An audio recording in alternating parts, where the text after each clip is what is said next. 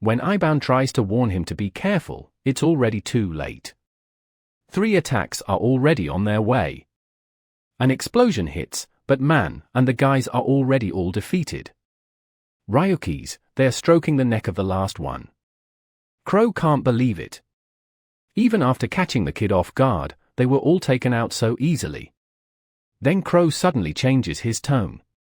He says, "I have no idea who you are, kid, but the orders came from above, so I'll allow you to leave unharmed." But obviously, that lame excuse wasn't going to work with our boy. Then we flash back to that day. The day Ryuki's found out his mom would die because he lost his position and wouldn't have enough money to pay the hospital bill. Man, her body would be kept at the hospital for 3 weeks, and he'd have to pay the fee to recover it. She was already dead. Otherwise, after that, her body would be chopped up and sold at the city auction. The guy warned him, researchers, collectors, and perverts would buy it. What kind of messed up world is this? Even I'm mad now, FAI. Our boy's dating in Minecraft, trying to calm down and forget what they told him. Right after that, he ran to the Minecraft mines to farm FAI. He needed money to get his mom out of there. First, he'd deal with the funeral. And only after that, accept reality. That's when someone showed up behind him and told him to wake up to reality. That even in 3 years, he'd never earn enough. So why not volunteer for a very interesting experiment? He pulls out a chip, saying it has all the security data of the city. And with it, he'd be able to infiltrate the hospital and do whatever he wanted. Sure, it was still in its early stages, but it was a great opportunity. Staring at the chip, Ryuki thinks it's madness. That hospital is extremely secure. Hacking a place like that wouldn't be easy at all. But with no better option, he decides to check the files. As soon as he opens it, he can actually see the entire city, all the data, access passwords, everything. In that moment, he's sure he found a way to get his mom out of there. Man, this is the first time I've seen a protagonist have to work so hard just to save the body, you know. It's not even about saving the person anymore. Next scene at the hospital, one of the doors opens. One of those corpse freezers, I don't even remember the name, is empty. Our boy is carrying the coffin for the city fire. After a while, he collapses in an alleyway, but smiles, saying that he finally made it happen. At least, it was a miracle. Really, it was all thanks to that weird chip. Obviously, he's so suspicious of where all that data even came from. Then, bam, he looks back and his mother stands up from the coffin. He jumps back, shocked, wondering how that's even possible. He goes in for a hug, and that's when someone shows up clapping.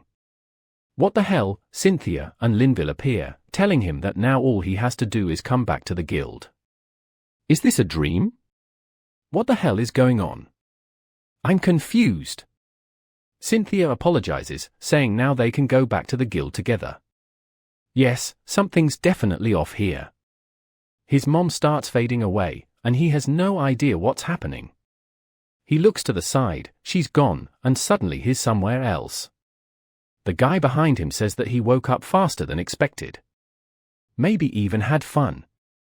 Of course, the test version would end quickly, and obviously, this experiment would come at a high cost. The boy looks confused, so the guy explains that the chip he used was actually a drug. He has no idea what the kid saw, but it must have been a mix of hallucinations and delusions. Man, what a bastard, he gave our hard-working Minecraft boy some tech drug just to get him addicted. But our boy's sense of justice kicks in hard, and he punches the guy in the face the moment he offers more. Too bad that back then, he had no strength, and the next scene he's getting beaten down and kicked out. The worst part, he starts wondering how much time had passed. Back at the hospital, he finds out it's been a month, and the auction already ended. Oh my god, now I want to destroy this whole damn world. Blow up Yggdrasil, kill Linville, burn Crow, everything back in the fight. Crow can't understand how he's getting pressure even while using an Yggdrasil sword. He leads toward our boy, saying he'll end this nobody. But fire, our boy already has a blade, is next saying, you might not know it, but it got reasons for what I'm about to do. Crow backs off, coughing and stunned. While Ryuki says it's shameful that a leader is this weak. But the clown replies that now he's going to show the true power of the snow ice sword. The floor begins to freeze along all the other subordinates, turning them into popsicles. I gotta mourns our boy that unfortunately, even with the talents he has, a wooden sword won't be enough to win this one. And the cold aura around them is draining his energy. Eventually, he'll be paralyzed. Right then, fire! Ryuki throws a knife, but Crow blocks it, saying it's useless. Inside the blizzard, he can even track the trajectory of bullets. He lunges at Ryuki, saying that as long as he's within the storm, he's invincible. Our boy blocks the strike, but his hand and blade are already starting to freeze over. Meanwhile, Crow can't understand how the hell he still hasn't beaten this kid. Then he mutters, "You must be using some age drizzle item to be resisting like this." Ryuki just replies, "Go ahead and keep a link in that illusion." But at that exact moment, Crow activates his aura again, saying that now we'll see who's stronger, the ice sword or the wooden sword. The problem is, Ryuki couldn't see a thing, couldn't even move. And just like that, the guy was already behind him, landing another hit. Ryuki blocks it, gets knocked backward. While the bastard says he won't be walking out of there with just a broken arm. Ryuki's shoulder, leg, and waist were already turning into blocks of ice, even so he keeps provoking the guy, asking, "Is that all you've got?" Crow charges again, and once more, Ryuki blocks him, laughing, saying it's pathetic that someone using a legendary sword can't beat somebody. Crow then unleashes the full power of the sword. Now literally, everyone around them had turned into ice statues. He charges again toward Ryuki, and honestly, I haven't get it. 1 second, he looks desperate. But in the very next panel, he blocks it calmly, and knocks Crow's hand